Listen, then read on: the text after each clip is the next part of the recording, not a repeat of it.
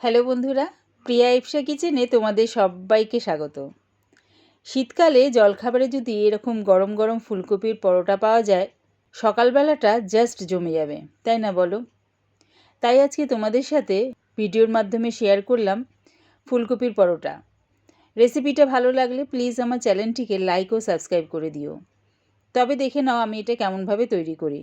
একটা মাঝারি সাইজের ফুলকপি নিয়েছি, তারপরে ফুলকপির পেছনে ডাঁটিটা কেটে বাদ দিয়ে দিলাম।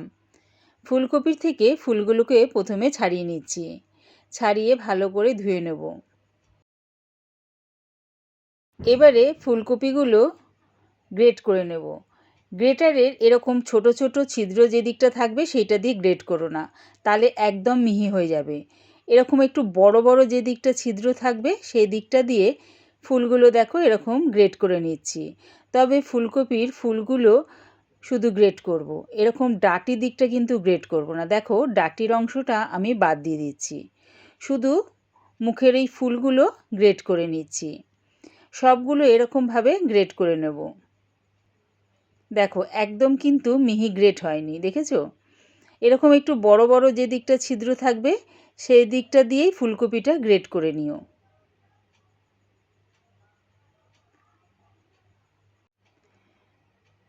সবগুলো ভালো করে গ্রেট করে নিয়েছি।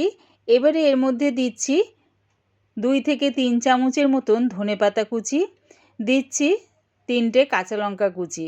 তোমরা চাইলে কাঁচা লঙ্কার বদলে লঙ্কার গুঁড়ো ব্যবহার করতে পারো। দিলাম কালারের জন্য কাশ্মীরি লঙ্কার গুঁড়ো। আমি কিন্তু এই সময় নুনটা ব্যবহার করছি না, এই সময় নুনটা ব্যবহার করলে জল ছেড়ে যাবে, তাই এটা মাখিয়ে রেখে দিলাম। এবারে আটাটা মেখে নিচ্ছি।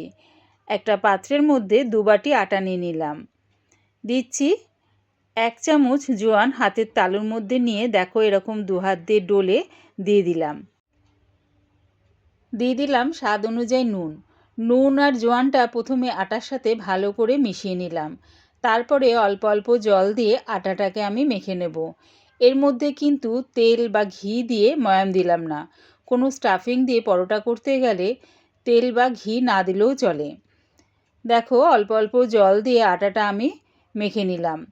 তবে খুব একটা বেশি শক্ত করে মেখো না, দেখো ঠিক এরকম নরম অবস্থায় রাখলাম। এবারে ফুলকপির পুরটার মধ্যে স্বাদ অনুযায়ী নুন দিয়ে ভালো করে মাখিয়ে নেব।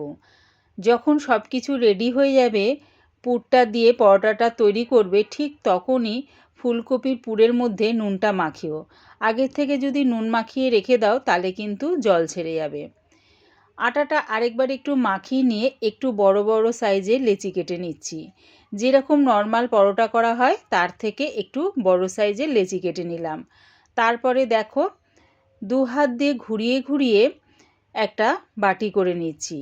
দেখো আঙুল দিয়ে এরকম চাপ দিয়ে একটা বাটি করে নিলাম।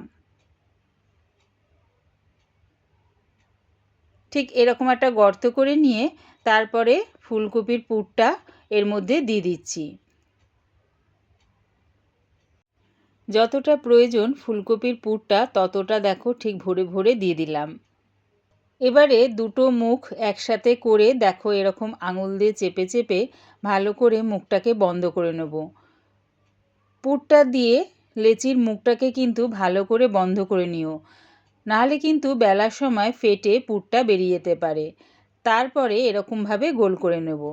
এইভাবেই আমি সব কটা লেচি রেডি করে নেব। এবারে পরোটাটা বেলে নিচ্ছি আমি আটা দিয়ে। তোমরা চাইলে এটা তেল দিয়ে বেলে নিতে পারো, আমি এটা আটা দিয়ে বেলে নিলাম। তবে বেলার সময় খুব একটা বেশি চাপ দিয়ে বেলো না, তাহলে কিন্তু ফেটে যাবে। আস্তে আস্তে চাপ দিয়ে একটু গোল করে দেখো বেলে নিচ্ছি। দেখো ঠিক এরকম করে পরোটাটা আমি বেলে নিলাম।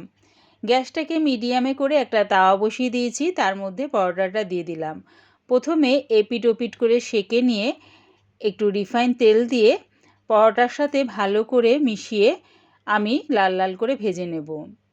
প্রথমে পরোটাটা শুকনো অবস্থায় একটু এপিট ওপিট করে ভেজে নিলাম, তারপরে রিফাইন তেল দিয়ে পরোটার গায়ে ভালো করে মাখিয়ে এপিট ওপিট করে লাল লাল করে ভেজে নিচ্ছি।